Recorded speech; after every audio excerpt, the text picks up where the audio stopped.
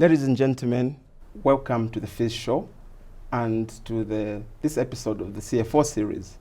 My name is Clarence Chongo. I'm the CFO of Financial Insight Zambia, and have I got some exciting news for you. Today, we have no less than Mr. Mutale Mukuka, who's the Chief Financial Officer of Copperbelt Energy Corporation, CEC. And Mr. Mukuka is going to give us some wonderful insights into the role of the CFO, how that role has been changing and transforming over time, and give us a few meaty and insightful things about the things that are happening at CEC.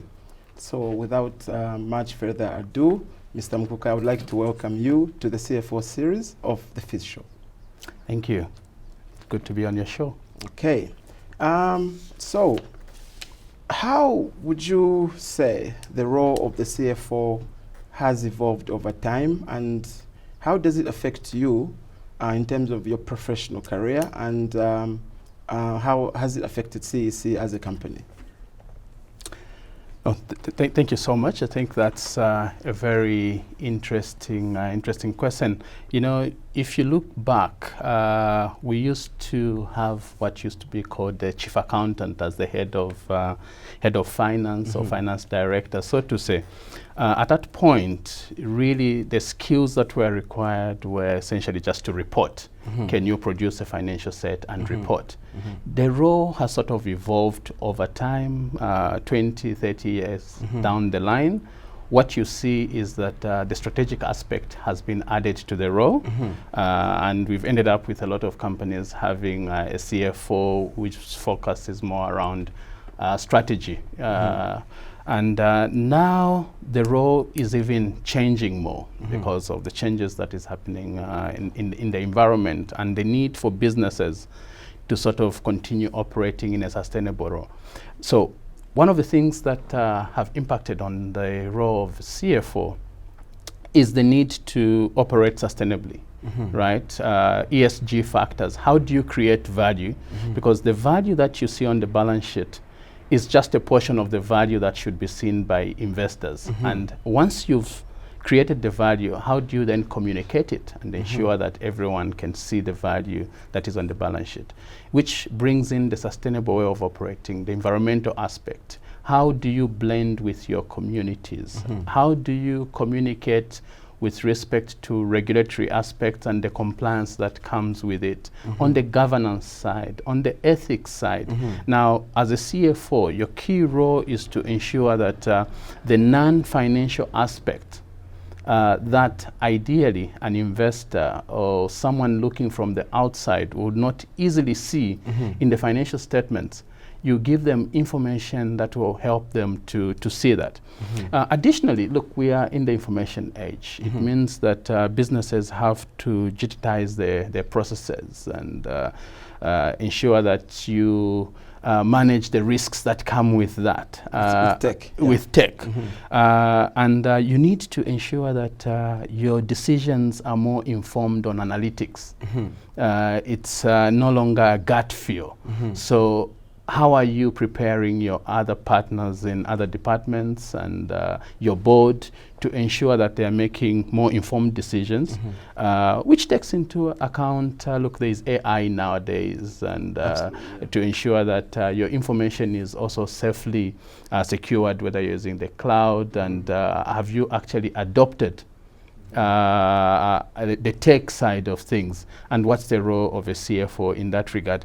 And finally, look, when you look at the capital allocation, especially for businesses like CEC that is capital intensive, capital allocation remains a key role of a business of this nature. But over and above that, the issues around compliance, which are even becoming more and more complex, because before it was just compliance to SAP, now what you call IFRS or IAS, and the Companies Act. But now it's a bit more complex, because as you introduce all these tech aspects, it means that someone has to regulate that.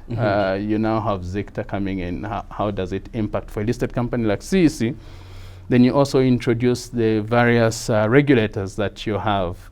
What is your role as a CFO in ensuring that the business complies to all the regulation that is there. So without a doubt, the role has significantly evolved. The need to acquire new skills to, I guess, keep ahead of the market and ensure that you're still relevant is extremely important for any CFO. And I think that's pretty much where CEC is, and that's how I've seen, for example, my role evolve over the last decade or so. Thank you very much for that. Quite a broad sweep of insights there. And you touched on compliance with laws and regulations, and obviously in our training as accountants, we are told how important compliance is. And how do you see how that importance affects audit, and also perhaps to rephrase it, what is the importance of an audit and of compliance with IFRS to an entity like CEC and to any entity out there? Yeah, again, those are very, very, very interesting questions, because they are at the core of accounting. You know, as they say that education is an equalizer, irrespective of where you grew up. You might be coming from Chipata, Solwezi. As long as you all go through some form of education, then it becomes easier to compare two individuals. Now, in similar light, IFRS is an equalizer when you're looking at it from a business perspective. Because for as long as you're using the same principles of accounting, then the expectation is that your financial statements that are produced through compliance to those rules will be comparable between one entity and the other. But more importantly, there is also not just the comparability of it, there is also the sort of process that you go through. Essentially, people can rely on the numbers that you have. There is a lot more reliance by third parties. And the more important point, again, is that from an investor's perspective, they don't need to bring in additional resources to scrutinize or check the numbers. To do due diligence. To due diligence them, because they've gone through a certain layer of adjudication, so to say, of diligence. So from that perspective, it's very important that as a business, we keep abreast to the changes in IFRS, but more importantly, we also comply with the IFRS. But IFRS in themselves are not the end. They have to be read together or applied together with local regulation. For a listed company, then you've got other obligations under the Securities Act. You've got other obligations under the listing rules. You've got now, and more importantly, we're talking about the evolving role of a CFO. Look, there's additional pressure that is coming through reporting. Have you adopted integrated reporting? In which case, is there something that the shareholders or investors or other stakeholders can see beyond the numbers? Have you applied, for example, other guidelines such as GRI, or now there is the issues around climate adaptation, sustainability reporting. That's correct. So from that perspective, we think that as a business, it's very important that we comply. It's also important because then our stakeholders can better judge us and judge our efforts as to whether we're moving in the right direction or not. Okay, thank you very much. CEC plays a critical role in addressing the region's energy needs, not just the country's energy needs, but the regions. How does your financial strategy align with CEC's mission to provide reliable and sustainable energy solutions? Very interesting point. Where do we start from? I guess that speaks to the business model. What sort of business model do we have as CEC? How do we address the opportunities? How do we address the risks? that we see. Now, in meeting our sort of customer needs, which is really the service that we provide, we need to have a robust and a sustainable financial strategy, which sort of underpins that model. So from a financing perspective, look, we have three key models, so to say. I think I'll try and link that to the financing strategy. The three models are that we buy third-party power from IPPs, ZESCO being the largest. We buy from other IPPs, Lunsemfa, Dangote. We buy from the SAP market and third-party utilities in the region. Now, in order for you to be deemed to be a credible off-taker, it means that your financial strategy should speak to that. So someone who looks at your books, they should be sure that when you contract, you'll be able to meet your obligations. You will pay. So the quantum of or your solvency of your balance sheet should speak to that. If you don't, your balance sheet is not solvent, it becomes very difficult for you to attract anyone in terms of third parties to come in and supply you with the power, which in the end impacts on your ability to supply power to your customers, whether it's in country or in the region. So from that perspective, a financial strategy that we try to adopt as a business is a strategy that ensures that first of all we optimize the balance sheet. We don't end up with a lazy balance sheet. Maybe in the last 1-2 years you'll find that we haven't optimized the balance sheet to the fullest, but it's only because we are at a phase where we're paying down the debt and we should be getting back to the sort of expected right gearing that you would see for a business of this nature.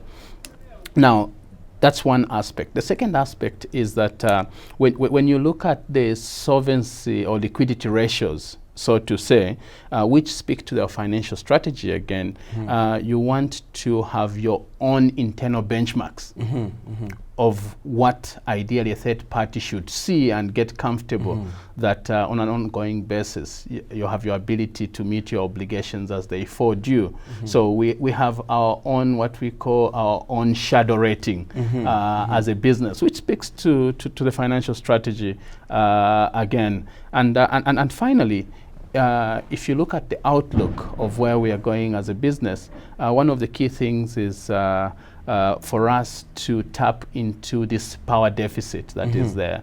I can probably talk to that a bit later, but it's important that our financial strategy speaks to what we want to be as well. Are we able to deploy capital? What is our capital allocation strategy in some of those projects which go a long way in meeting our strategic objectives? Strategic aspirations into your strategy. Okay. That's right. Thank you very much for that. This is a good point now maybe to change tack a little bit and talk about how the energy industry and market is changing. It's changing rapidly with advancements in renewable energy and technology. So how is he adapting to these changes, and how is it positioning itself for the future, for future growth?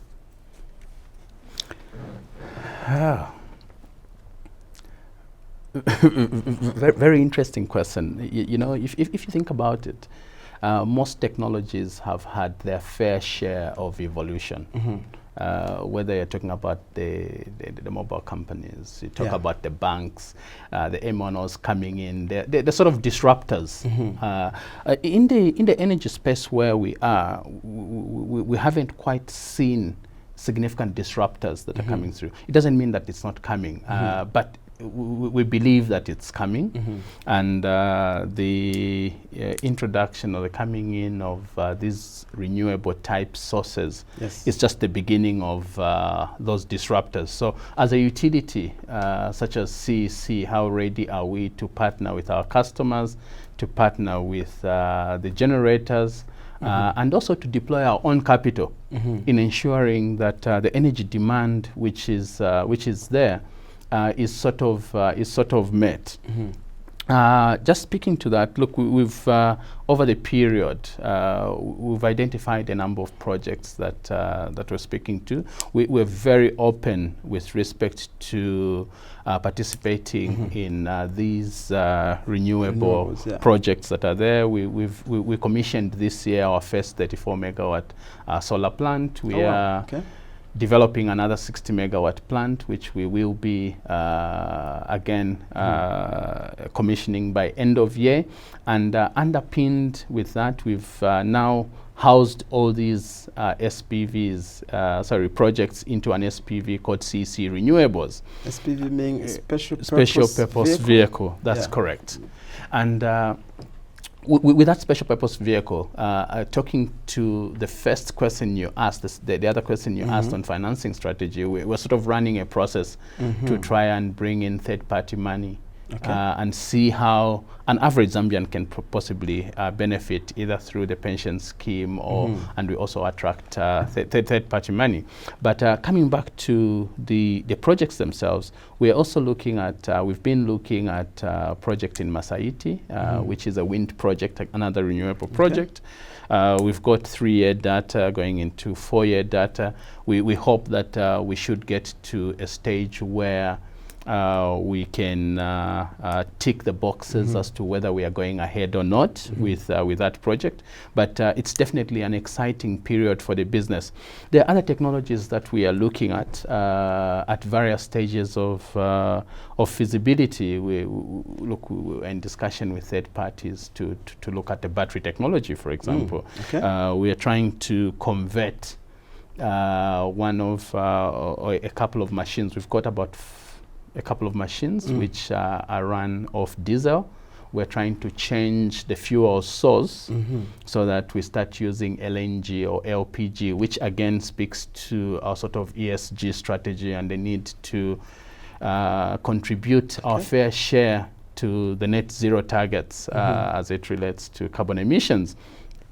So we believe that we are quite agile as a business.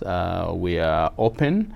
We are happy to take calculated risks in some of these technologies, and we have a very supportive board and very competent management, and we think that we can get there. Thank you very much. So there you have it. CEC is not shying away from renewables, they're embracing them. Okay.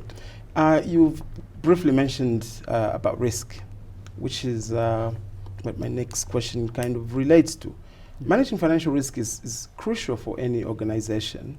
How does CEC approach risk management in the energy sector, particularly in relation to factors such as price volatility, regulatory changes, and environmental concerns, which are becoming more and more prevalent? Yeah. Wow.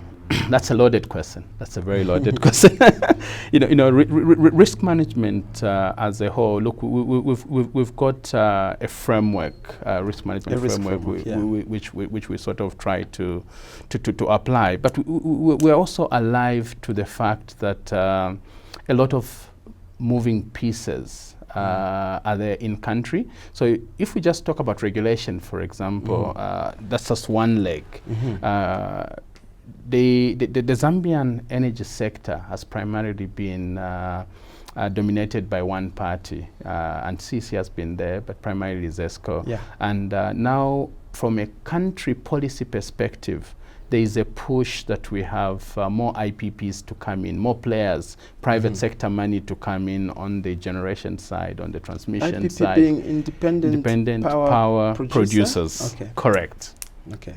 Now, that in itself as a policy direction means that the regulation that we have has to change.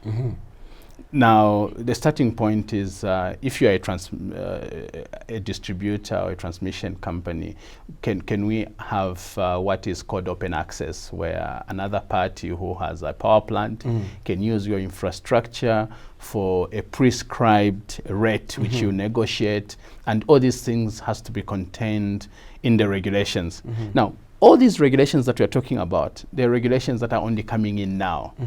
So from a business perspective that has already been in a market, the issue is how are we responding to these changes, and how do these changes impact ourselves with respect to existing contracts, as well as to future contracts that we want to sign on.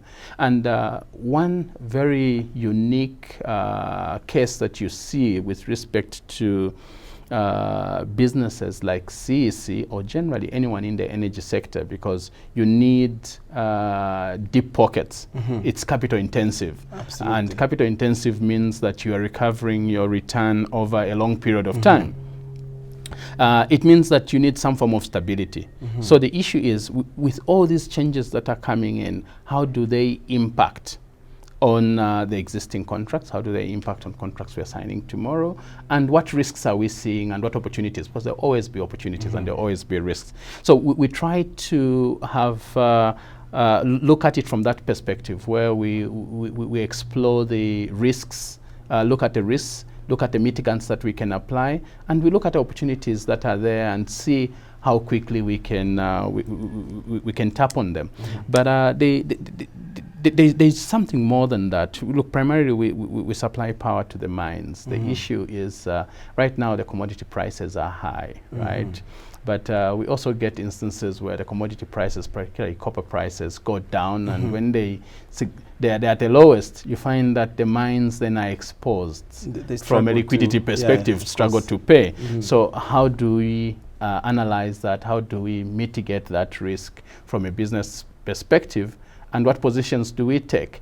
There is also inherent risks around, look, the currency in country. A stable currency is good for businesses anywhere in the world, right? A volatile currency is not good for business houses. Can you project, and can you take positions? As part of our risk management process, we do take positions. Can we hedge a portion of our requirements? Is it 40%? Is it 50%?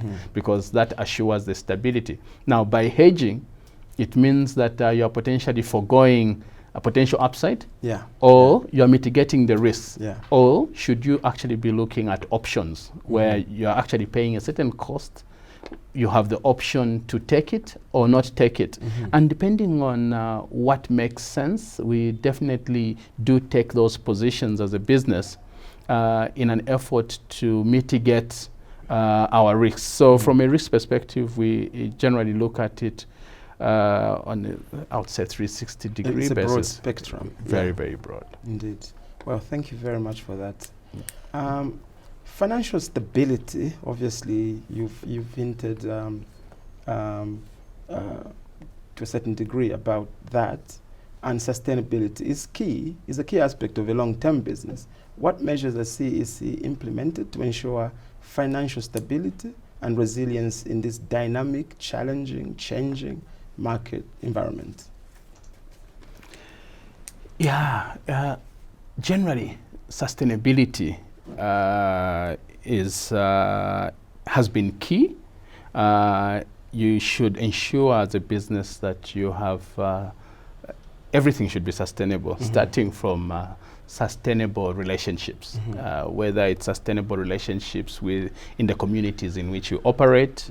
How do we partner with the communities to ensure that the relationship is sustainable and no one feels as though it's skewed towards one party? Because the moment there is a view that it's skewed towards one party, then it's not sustainable.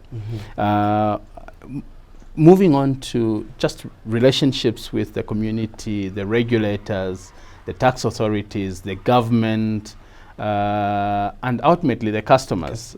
Because from a customer's perspective, that's where you end up with contracts. Now, in our sector, we end up with long-term contracts.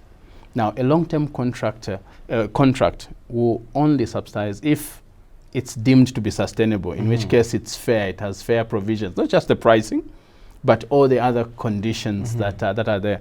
And as a business, we try by all means to ensure that we live by our values, being honest, being transparent, because all those type of values, they go a long way in ensuring that there is sustainability, first of all, in the way you negotiate, in the issues that you put on the table as you are discussing with your stakeholders. You're seen as coming with the integrity. Correct. Yeah. A lot of integrity is required. And once you have that, the expectation is that the resultant cash flows that will come from that contract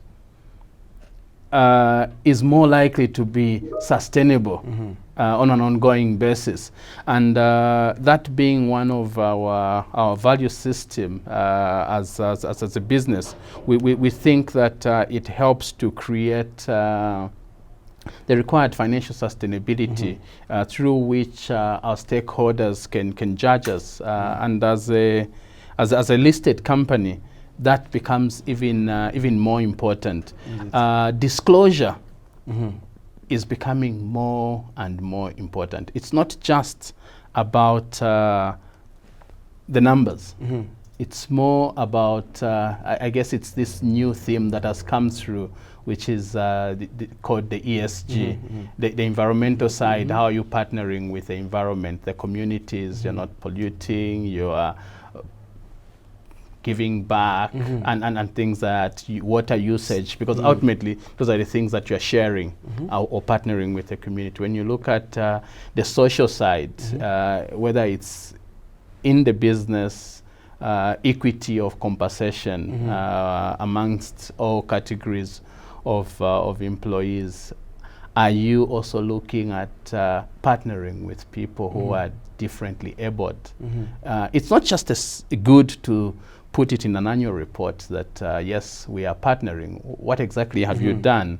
If we come and audit you, are we going to find some of those individuals who are differently abled in your businesses? If you have a high rise, have you accommodated them by ensuring that you don't just have stairs, but there is somewhere where they can use these facilities? When you go in your your restrooms, are there facilities for them to use? So it's all encompassing from that perspective. And then when we look at it from a governance perspective, ideally we're looking at how well are we partnering with, or how do we want people to see us with respect to essentially the points around risk management, how are we managing our risks, how is the composition of our board, composition of management with respect to gender, for example, are we accommodating gender balance? Do we have deliberate policies that will ideally see more of the people who are at that point marginalized coming in to ensure that you have the right balance? Now, of course, because we are an engineering business, it means if you go to most of these universities, it's not a secret that a certain gender is biased in those classes. So what are you doing as a business to ensure that even the other gender is sort of attracted to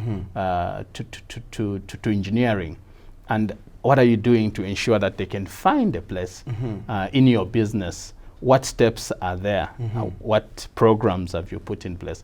And from a business perspective, those are the things that we are trying to do more and more, and we'll try and disclose so that there's transparency around those sorts of issues, so that everyone out there can see that provided that these policies around, we can probably partner in this way or that way with the corporation. That way we think that it will go a long way in ourselves, ensuring that the cash flows that we have, there is financial sustainability and value that we are creating for ourselves, our shareholders, as well as our key stakeholders.